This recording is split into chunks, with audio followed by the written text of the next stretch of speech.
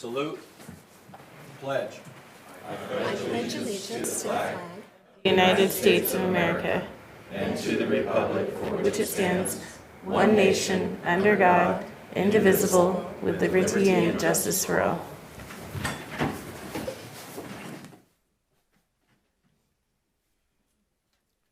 Looking for a motion to adopt the agenda?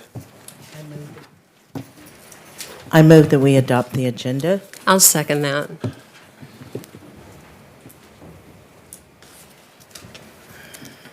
Motion carries. Okay, moving on to public communications. Madam Clerk, is there anyone who wishes to speak? Mr. Mayor, I have one public speaker card for Pastor Steve.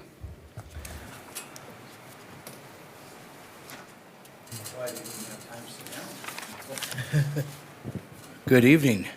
Merry Christmas to everyone. I just basically wanted to come and address the council and remind everyone that on December 24th, at our own municipal auditorium, we are having, rightfully going back to its rightful place, the Christmas dinner. And we are excited about it. We are anticipating serving between 12 and 1,500 people. And there will be toys. I got to tell you today, it was El Dorado Hills Fire Department showed up today with a Ford long bed pickup full of toys. Wow. So really, really great. We appreciate them doing that. Wonderful. And so we'll have a lot of toys to give away to kids. We invite each one of you to come. You can come help serve, come enjoy dinner. And I will also look forward to seeing each one of you on Thursday evening at the city dinner. And I've been told you don't know what you're having, so I'm not telling you. Thank you. Are there any more speakers? Mr. Mayor, that was the only blue speaker card that I have for tonight. All right, having no more speakers for public communication, looking for a motion to adopt the consent calendar. I move that we adopt the consent calendar. I'll second that.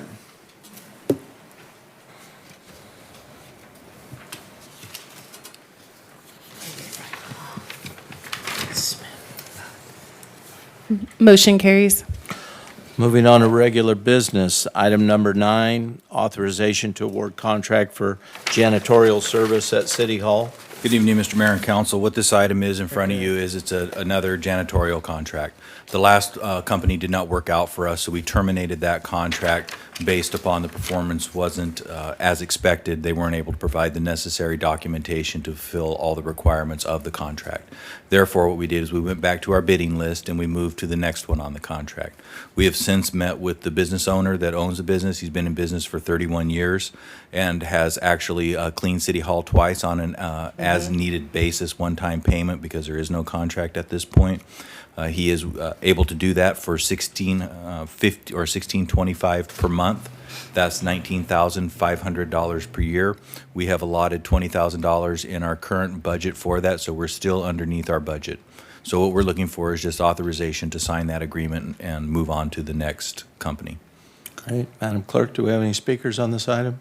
Mr. Mayor, I do not have any blue speaker cards for this item. Are there any comments from the dais? So we're making a clean sweep of this? Yes, we are. I'm sorry, it was easy. Okay, looking for a motion. I move that we authorize staff to award the bid and sign a contract for janitorial services at City Hall with Pro Line Cleaning Services Incorporated. I'll second that.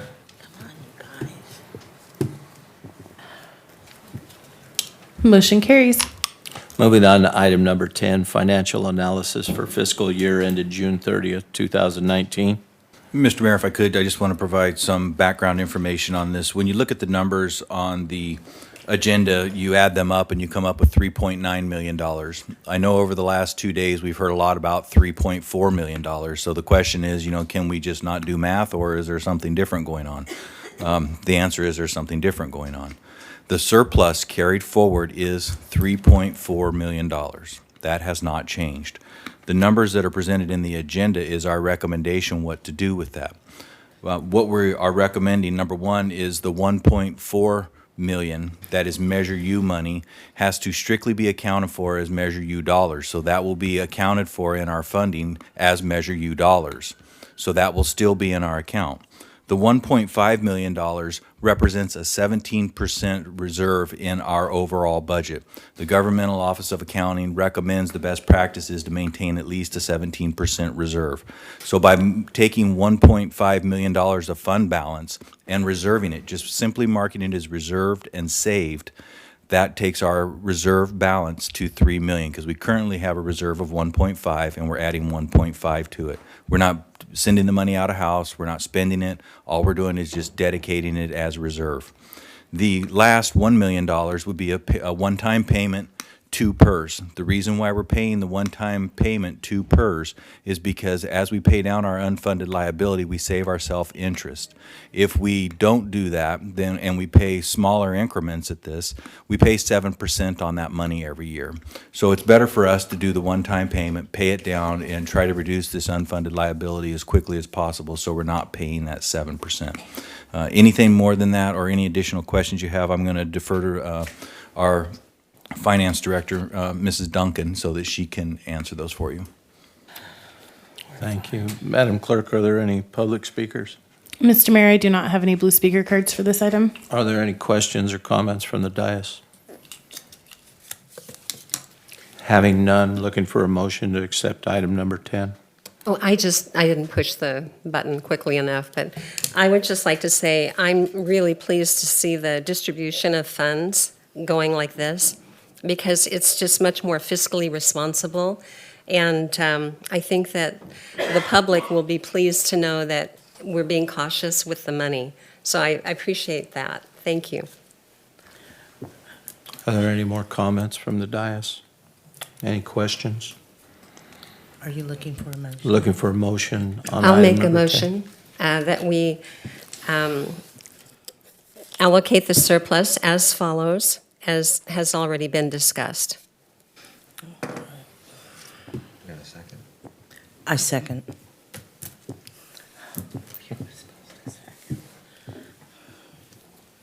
Motion carries. Okay, moving on to reports, discussions, correspondence. Do we have any announcements from the council? Yes. Oh, Councilmember Goodson? I believe Draper was before me. I'm sorry. Councilmember Draper? Why did it turn? I'm your sorry. I speaker. attended the NAACP Black and White Gala on December 7th.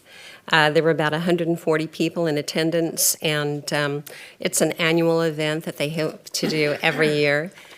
And it was really a nice evening. Councilmember Goodson? I'm just going to piggyback. I attended that as well. As a matter of fact, Councilwoman Draper and myself were a part of that committee.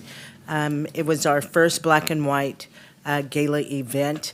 It was nice to see community dignitaries. Congressman LaMalfa was there, District Supervisor Bill Connolly, Councilman Eric Smith, Councilman Hatley, and just a mirage of other people. It was really, what was very impressive is we had designated this event as cocktail attire, and people stepped out to the nines. I was really surprised, the tuxedos that were in the crowd.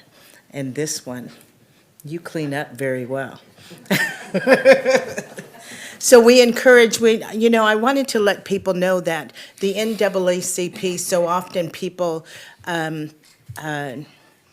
consider it to be solely for African Americans. That is not true. The mission of the NAACP is to ensure the political, the educational, the social, and the economic quality of rights of all people, and to eliminate the racial hatred and discrimination of anyone. And so it is an advocacy organization for equal opportunities, for employment, for housing, educational, and a number of other components. So I would encourage you to attend the next one and just heighten your awareness of what the NAACP is doing in the community. And I was also a judge with Councilman David Pittman for the Parade of Lights. As usual, each year it just gets better and better. So I just appreciate Ray Lager for giving me the opportunity once again to be a judge and a part of that. Councilmember Smith. Yeah, just to dovetail on that, the Parade of Lights, the Downtown Business Association did a great job. Just a wonderful event. Really liked seeing Santa in that carriage being pulled by a horse. Pretty cool stuff. And then also Tony Catalano was also one of the judges from the Aquatic Center, along with Councilwoman Goodson and Councilman Pittman. And we had that out in 20 minutes. And so the best of show was Pursuit Christian Church, and they had a snow machine. It was pretty cool. It was like snowing down on, Awesome. it was pretty fun. So it seemed like everyone in the community just had a great time, just a great event. And already looking forward to next year. We had 65 entries in the parade this year, so it was just all in all a good evening and a lot of fun. Additionally, I attended the COC yesterday, and they're kind of going through some of the challenges and growing pains of the county stepping in, and so I'm very hopeful to see what the county is going to bring to the table to improve and facilitate as the COC, which predominantly deals with the homeless challenge, the lodging, housing challenge that we have here in our community. So I'm hopeful that that they'll do a great job moving forward. And that's all from me. Thank you. Councilmember Pittman. Yeah, thank you, sir. I understand the Parade of Lights, the Mother Nature was told by our mayor not to rain on that parade, so good job on the mayor's part because it didn't rain for us, so. A couple items I'd like to add, even though we have a good fiscal status of the city, there's some inventory in terms of properties that I would be very interested in seeing us transfer those properties to hopefully private business. One of them is I call it the Girdler Building over on Safford. Be nice to see that. I know there's one group are very interested in that building, and I believe the city's use of it is just simply a warehouse now. The other one, I understand there's interest in a vacant lot up on Myers Street that the city owns. I'd like to see that moved out too. Also, there was a discussion that some time ago about improvement to the city yard facilities. And I don't know if there's a drawing up or a needs list assembled, but I'd like to see that maybe in the future. So I don't think we've done any major improvements to the city yard in at least 15 years, maybe more. Councilman Pittman, you have, this council has previously allocated about $500,000 for the renovation of an addition of a new building down there. So we are actually currently working on the specifications and drawings for that building. So that will be coming back to you in the first half of the next year. The other one I had, and this was after I had a conversation with the representatives at Tri-Counties Bank. There's quite an issue about a population that seems to find themselves hanging around the exterior ATM devices and the drive-up ATM devices. And if there's a possibility of an ordinance that would limit that population's ability to be around or approach customers at those ATMs, I would be supportive of that. I've talked to a number of people that were very uncomfortable, especially if the ATM is in an enclosure or not well protected or not well lit up. And I've talked to bank employees that have said they would love to have something so that there's some perimeter that folks can't hang around and make the customers very uncomfortable. I don't know if we have one in the city. It's kind of like a smoking ordinance at the front door of a business. There's a certain footage, but I would be encouraged to hear something for, especially the bank ATMs. And this time of Christmas, everybody's needing funds and whatnot. And I've been approached by a number of folks that said that'd be a good thing. And I don't know if any other cities have a similar ordinance, but it would give the banks the ability to tell people that are lingering around the exterior ATM that, hey, there's a city rule, you have to be this far, instead of letting them sit in the planters or be right next to them when they're trying to use the exterior facilities, so. Chief Deal, would you look into that, research that, and potentially bring something back to the council either at the last meeting in January or the first meeting in February? That's all I got. Councilmember Goodson?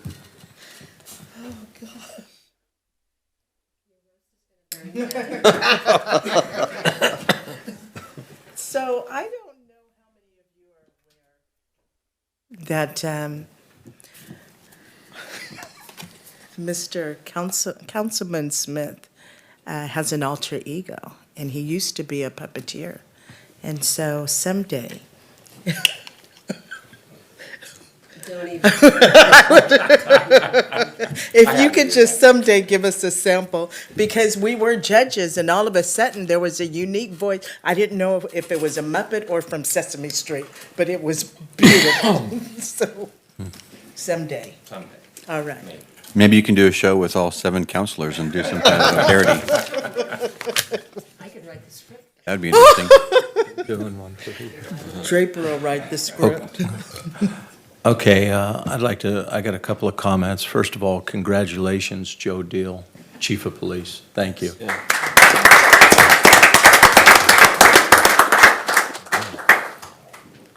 I would like to see our POP team that we spoke about up Yes. and running as soon as possible, fully staffed.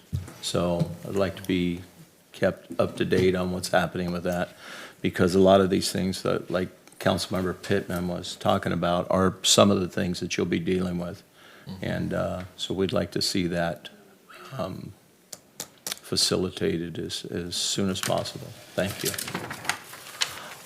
I guess that's it for me. I went to some meetings, but. Okay, future agenda items. Anyone?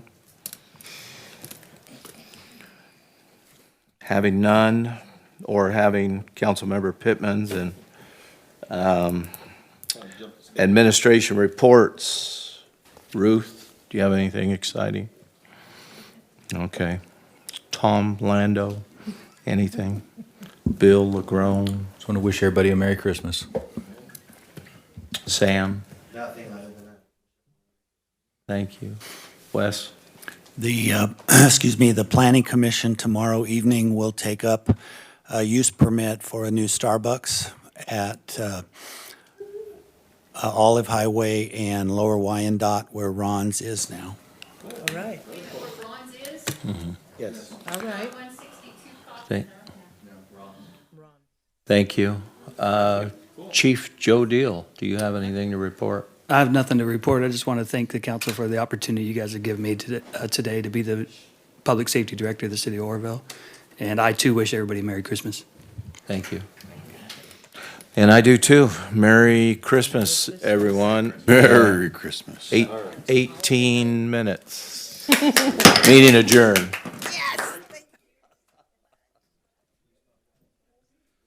Okay, next meeting will be January 7th at 5:30 PM. Go ahead, Bobby, I'll listen.